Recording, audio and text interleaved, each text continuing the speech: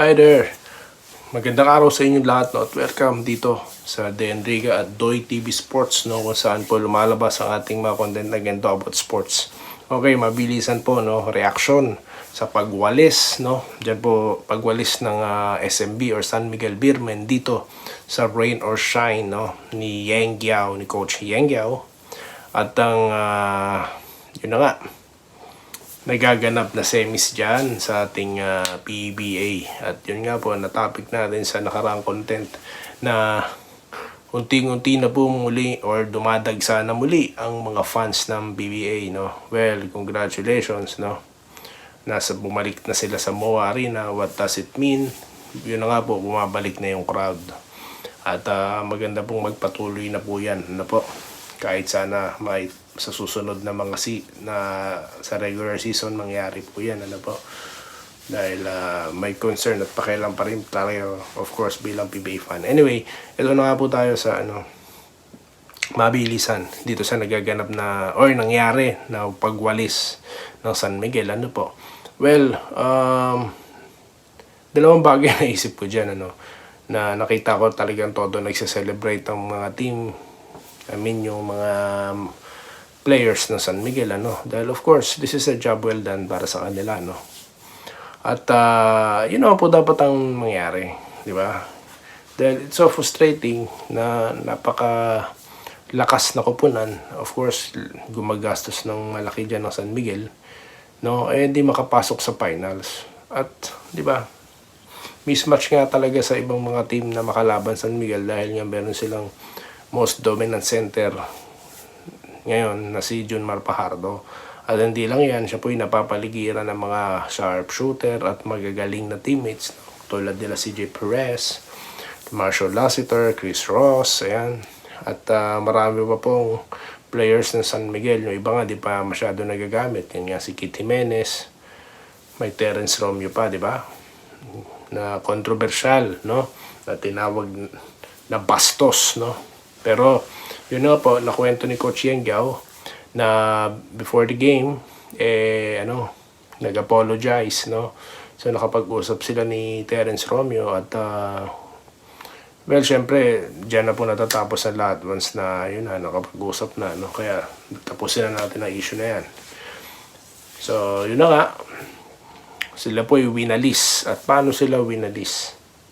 Nabanggit po natin si Junmar na talagang dinomina ang ilalim.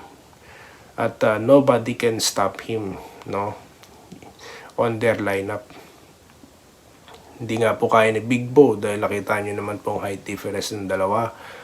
At wala pa pong available.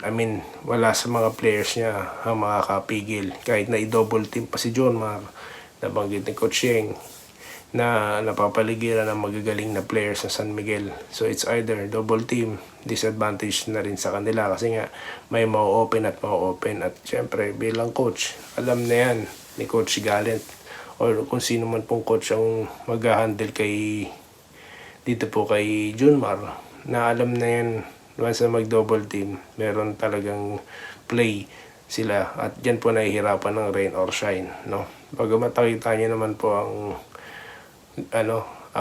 efforts na ipinakita po ng rain or shine, ano, para silang yung dating Hinebra na never say die, no? O kahit na alanganin sa lineup sa height, lumalaban po at dun po nila giniba ang talk and text nun, ano po, may content po tayo niyan hanggang ngayon, dinadagsa pa po ng marami nating viewers, no? At na-feature pa nga po yan sa motovlog. Kaya yun, nakakatuwa din. At yun na nga, winalis sila at sa akin, lang yun, nagsiselebrate ang buong teammates. Wala po tayong dapat na palusot dyan na masyado sila malakas o whatsoever. Very competitive po talaga San Miguel, ano. At ayoko na pong patulan yung ibang mga sinasabi nila na ganito ganyan, no.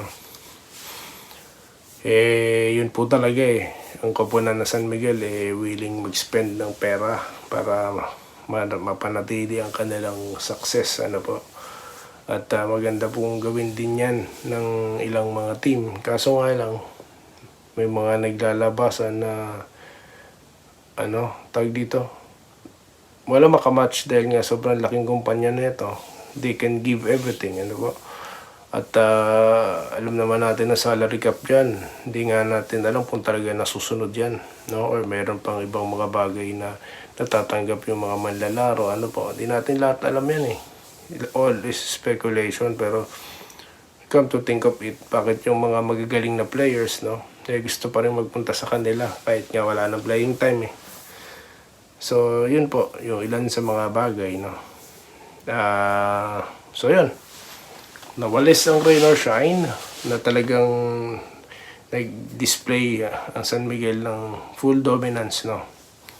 So, throughout the series. At 4-0 po ang nangyari. At sila po ngayon ay nag-aabang na sa mangyayari or sino ang kanila makakalaban.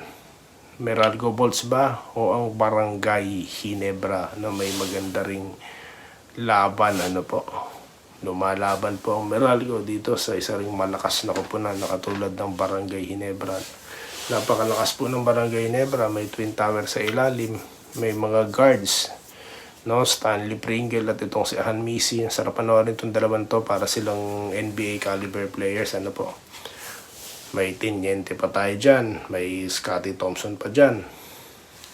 So, maganda sila maglaban ng Ginebra, no? Match sila. Pero nakita natin, binibigyan sila ng magandang laban ng Meralco Bolts. So, yun po iabangan natin. At exciting po ang mga kaganapan sa semi sa PBA. At yun lamang po ang ating napag-usapan ngayon. At maraming salamat sa inyong panonood. At magkita-kita po tayo sa mga susunod na video content katulad nito. Dito lamang sa Doy TV Sports at Day and Liga YouTube channel. Maraming salamat at magandang araw sa inyong lahat. Salamat po sa panonood.